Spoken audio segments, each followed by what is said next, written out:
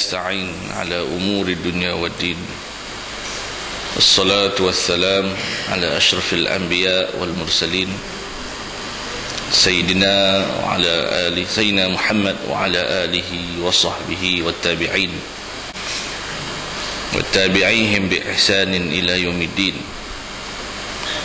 Subhanaka la ilma lana illa ma 'allamtana innaka antal alimul hakim.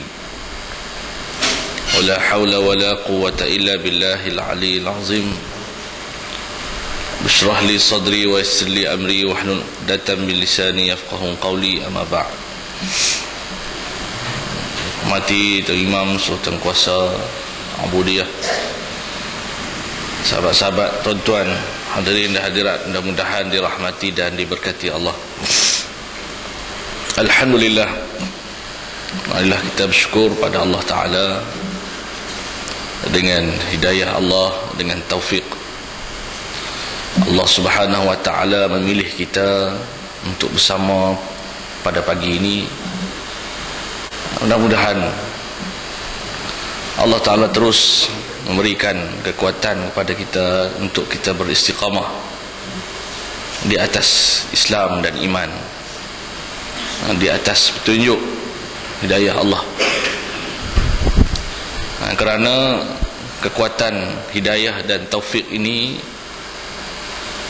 hanya Allah Ta'ala sahaja yang boleh buat. Manusia tak boleh.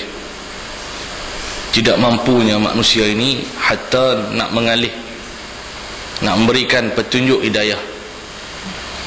Lau anfaqta ma fil ardi jami'a ma allafta baina qulubihim walakin Allah allafa bainahum. Allah kata, sekiranya kamu membelanjakan apa yang kamu miliki di atas dunia ini untuk kamu mengalih hati mereka, nescaya kamu pasti tidak akan mampu mengalih, menyatukan hati manusia. Adapun yang boleh menyatukan hati manusia, mengalih-alih hati manusia ini adalah Allah Subhanahu wa Ta'ala sahaja.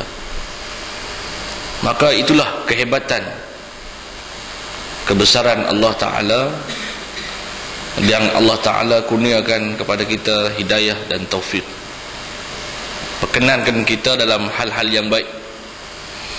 Allah Ta'ala taufikkan, yakni Allah Ta'ala muwafaqahkan, perkenankan daripada Allah Ta'ala kita ni boleh buat benda baik. Jadi ada orang yang nak buat benda baik tapi tak dapat taufik Allah. Dia ada hidayah tapi tak diperkenankan untuk nak bertaubat. Allah Ta'ala tak perkenankan dia untuk nak beramal. Allah tak perkenan dia untuk nak menuntut ilmu. Itu sebab kita perlukan taufik daripada Allah. Maka dengan kelebihan hidayah sahaja tak memadai. Semua orang Islam, tapi bukan semua orang Islam salat. Semua orang salat, bukan semua orang yang salatnya dapat pahala sisi Allah. Kan? Semua orang yang beramal, bukan semua orang yang akan beramal yang akan masuk syurga. Kerana Allah Ta'ala lihat lagi amalan kita, lihat ikhlas, riak. Adakah di sana adanya riak? Adakah di sana adanya ujub? Adakah di sana adanya takabur dan sombong? Adakah di sana perkara-perkara mazmumah yang boleh menghancurkan amalan soleh? Bahayanya, ancaman daripada Allah. Sebab itu kita berharap taufik, perkenan daripada Allah, kan, endorse daripada Allah Subhanahu wa Ta'ala. Muslimin dan muslimat yang dirahmati Allah, imam kita tadi baca satu doa, disebut Allahumma hasibna hisaban yasira. Ya Allah, ya Tuhan kami, hitungkanlah amalan kami dengan perhitungan yang mudah. Minta Allah Ta'ala di akhirat esok kita ni, Allah Ta'ala permudahkan urusan hisab, permudahkan urusan perhitungan kita di hari akhirat, hari yang mana yang akan menjadi saksi amalan kita ialah diri kita sendiri. Kan, hari di mana pengadilan yang paling adil. Dunia ni kita nak diadili, kena ada saksi orang lain. Orang lain tolong saksi kita. Orang lain tolong recommend kita. Itu dunia. Nak sign agreement, ada orang lain recommend. Nak buat benda baik pun kena ada saksi. Nak pertahankan diri pun kena ada saksi. Ni pengadilan manusia di dunia. Tapi pengadilan Allah Ta'ala di akhirat yang maha adil. Allah tak beri siapa-siapa pun untuk saksi amalan dia, melainkan diri dia sendiri. Maknanya tubuh badan kita lah yang akan menyaksikan, memberi saksi ataupun menjadi saksi ke atas diri kita. Itu yang paling adil, kan? Kalau dunia lu kita tak puas hati kat seorang tu, kita ataupun kita suka kat seorang tu, kita disaksi. Kita sokong dia, tak tahu apa benda dia buat pun kita saksi juga. Kenapa? Karena kita kenal dia tak buat benda jahat kot, kita disaksi dah lah, mengakupi lah dia. Kan? Tapi di akhirat tak ada. Di akhirat ni diadili oleh Allah yang maha adil. Kan? Maka pengadilan di akhirat ni pengadilan yang maha adil, yang sangat-sangat adil. Kerana itulah adanya hari akhirat. Kadang-kadang manusia ni dia buat amalan dunia ni orang tak nampak, maka orang tak angkat dia, orang tak sanjung dia.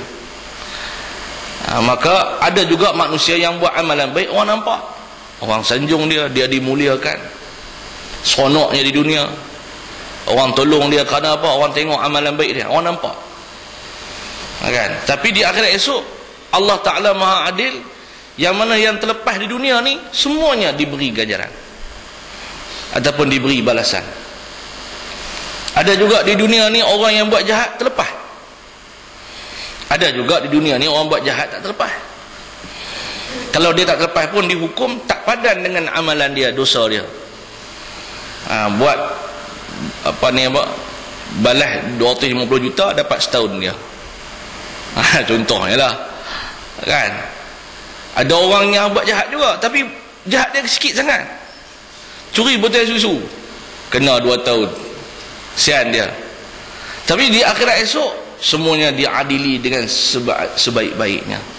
Itu adanya pentingnya ada akhirat, kan? Maknanya benda-benda yang terlepas di dunia, yang mana manusia ni penuh dengan kecacatan dan kekurangan dalam mengadili manusia. Kita ni memang lemah. Di dunia ni macam mana kita nak adil pun ada cacat celah kita. Pasal kita yang tak sempurna, nak mengadili manusia pun yang tak sempurna. Maka esok, di akhirat esok, Allah jadikan hari akhirat, pasal yang nak mengadili manusia yang tak sempurna itu daripada Allah yang maha sempurna. Maka sebab itulah wajarnya ada akhirat, ada tempat diadili manusia. Dan Allah jadikan manusia itu tak ada siapa pun menjadi saksinya melainkan dirinya sendiri. Itu yang paling adil sekali. Dia sendiri pertahan diri dia. Bukan cakap dia pertahankan diri dia, bahkan amalan dia pun tolong cakap. Kalau amalan baik, tolong cakap benda baik. Amalan jahat, cakap amalan jahat. Anggota itu sendiri yang buat, maka anggota itu sendiri akan tolong beri saksi. Al-yawma nakhtimu ala afwahihim wa tukallimuna aydihim wa tashhadu arjuluhum bima kanu yaksibun. Pada hari kiamat esok ni, hari akhirat esok, nakhtimu ala afwahihim, tak apa, kami tutup mulut mereka.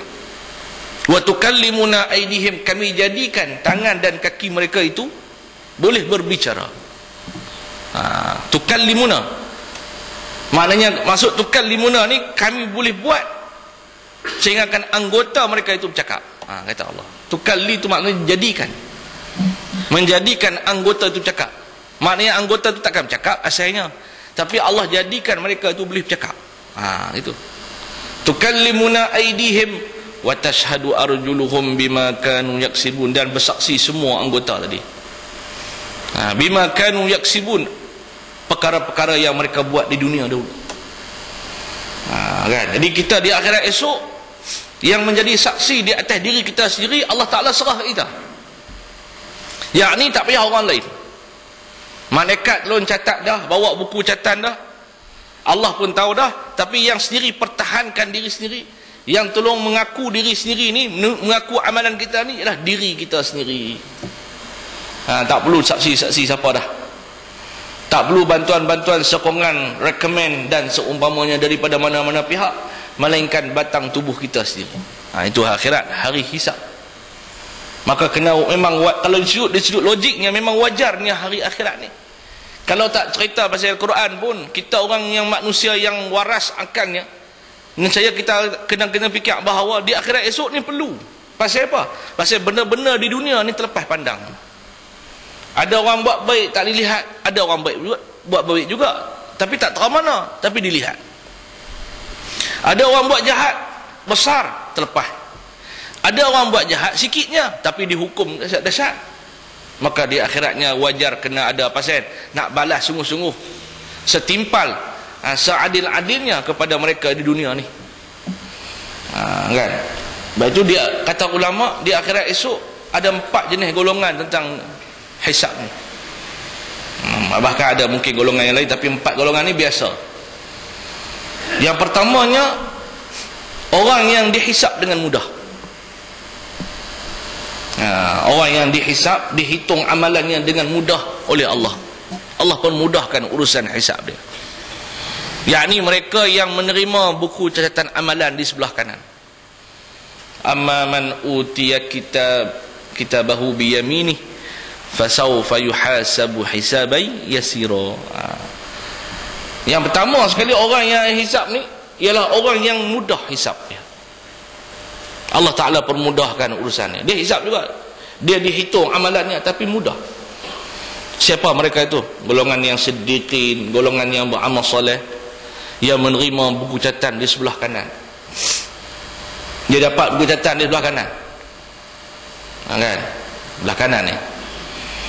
Maka golongan ni orang yang dipermudahkan oleh Allah hisab di akhirat. Mudah-mudahan kita tergolong golongan ni. Kan, mudah-mudahan. Yakni amalan kita ni lebih banyak daripada kejahatan. Amalan kita ni lebih banyak daripada kejahatan. Jadi kita mudah-mudahan kita terima buku catatan sebelah kanan. Baik itu kena buat amalan soleh ni, jangan tunggu sampai hujung umur. Takut-takut amalan kebaikan kita ni tak cukup mengatasi kejahatan kita. Umur 40 baru start. Jangan start umur 40. Kalau umur 40 pun tak start lagi, tahulah. Kalau umur 40 pun baru start, jenuh nak kejar. Jenuh nak kejar. Kadang 40 pun kudrat tak kuat dah. Kalau kerja tu tak aktif dah. Tetap nak buat amal pulun pula, tak boleh pergi ya. Kan? Nak berlari macam orang lain tak boleh. Nak kuat macam tubuh orang lain waktu remaja, waktu belia, tak boleh. Pada waktu itu kita nak pulun buat ibadat, tak boleh. Maka nak kejar amalan kejahatan kita tu takut-takut, tak sempat. Sebab itu kita kejar bila? Waktu kita sihat, waktu kita belia. Ni pesanan kepada orang bekerja. Kita bekerja ni jangan sampai kita lupa amalan. Kerja-kerja juga, kan? Kerja-kerja juga. Sibuk kerja, awal pagi pun kita keluar, kan? Tak nampak matahari pun, balik pun tak nampak matahari. Amalan soleh kita jangan kita tinggal. Nak tunggu bila? Nak tunggu 40 nanti. Nak tunggu selesa sikit. Nak tunggu dah dapat pangkat tinggi. Jangan. Dah terlambat takut. Takut-takut terlambat. Pasal kita bimbang esok di akhirat kita bukan golongan orang yang terima amalan sebelah kanan. Kerana apa? Kerana amalan jahat kita tu lebih banyak daripada amalan kebaikan soleh. Adapun golongan yang kedua, orang yang terima buku catatan sebelah kiri. Ini golongan di mana amalan jahatnya itu melebihi amalan baik. Tahu dah, kata habis dah belah kiri ni. Allah, kena dah kita. Kena lah. Bila tengok dia akhirat esok, tangan kiri yang angkat pegang buku catatan, itu makna dia tu faham dah. Maknanya neraka dulu lah. Siapa golongan ni? Golongan ni golongan yang beriman. Di kalangan orang yang beriman juga, tapi amalan dia sikit nak dibandingkan dengan jahat dia banyak. Termasuklah golongan yang terima hujatan ni adalah orang Islam juga, yakni mereka yang kurangnya amalan salehnya, yang lalai dengan dunia, tak mengumpulkan amalan-amalan bekalan untuk akhirat, sibuk dengan urusan dan maksiat dunia, lalai dengan nafsu dan seumpamanya. Maka dalam masa yang sama kurangnya amalan-amalan dia nak bawa di akhirat. Itu golongan yang terima hujatan. Yang ketiganya golongan pertengahan. Dia panggil Al-A'raf, orang duduk tengah-tengah, orang yang mengharapkan belas kasihan orang lain. Dia duduk tengah-tengah. Golongan ni dia masuk syurga lewat sikit berbanding dengan golongan yang terima buku catatan sebelah kanan. Dia kena nak masuk syurga pun kena berharapkan belas kasihan daripada golongan lain.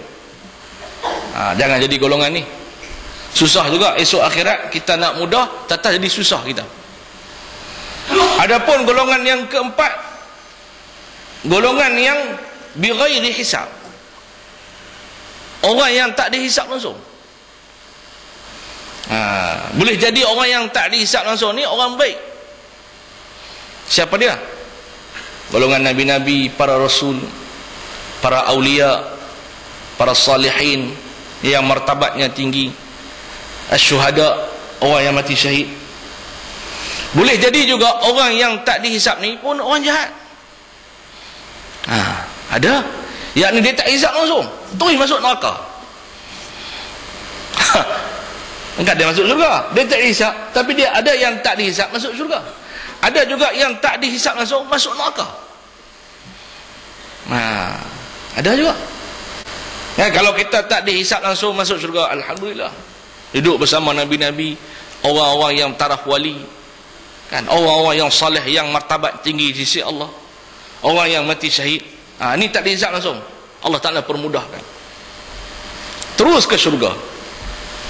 Ada juga orang yang tak dihisab terus ke neraka, na'udzubillah.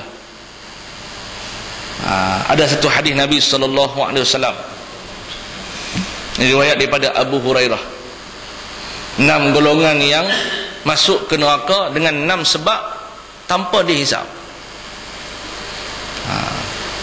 6 golongan yang dengan 6 sebab dia perbuatan di dunia masuk neraka tanpa hisab.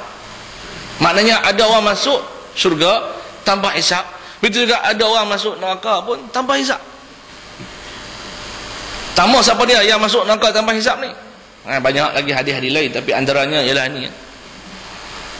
Tamu sekali pemimpin yang zalim. Itu dia, masuk neraka tanpa hisab. Zalim dia di dunia ni masuk ke neraka tanpa dia hisab. Zalim ni berlaku macam mana? Zalim ni berlaku, dia berlaku daripada golongan yang ada kuasa ke atas golongan yang tiada kuasa. Dia takkan berlaku zalim ni daripada golongan yang lemah ke atas orang yang ada kuasa. Takkan berlaku begitu. Logiknya takkan berlaku begitu. Berlaku kat siapa zalim ni? Berlaku di kalangan orang yang tak ada kuasa ni, tak ada apa senjata, tak ada apa kelengkapan. Dia buat kat atas orang yang ada banyak macam kelengkapan. Takkan berlaku begitu. Zalim ni kebiasaannya berlaku, warasnya, logiknya berlaku ke atas orang yang ada serba kelengkapan, kekuatan. Lalu dia menggunakan kekuatan itu menindas orang yang tiada kelengkapan, tiada kekuatan. Itu baru berlaku zalim. Contohnya orang yang ada kuasa ke atas orang yang tiada kuasa. Contohnya orang yang ada ada kekuasaan, kekuatan. Kekuatan dari sudut apa? Kekuatan dari sudut dia memiliki ketenteraan dan seumpamanya ke atas orang yang tiada memiliki senjata ketenteraan. Itu berlaku zalim. Contohnya berlaku di Syria. Berlaku di Syria golongan yang ada segala-galanya. Dia ada bom, dia ada roket, dia ada kapal terbang, dia ada senjata, dia ada bekalan peluru, dia ada sokongan senjata pula. Dia akan berlaku ke atas orang yang tiada apa-apa. Baru berlaku. Zalim ni takkan berlaku timbal balik begitu. orang yang lemah ke atas orang yang ada kuasa. Takkan berlaku begitu. Jadi nak faham mudah zalim macam tu. Jadi tak payah kita keliru. Kan? Jadi golongan yang ada kuasa ni, bila dia menggunakan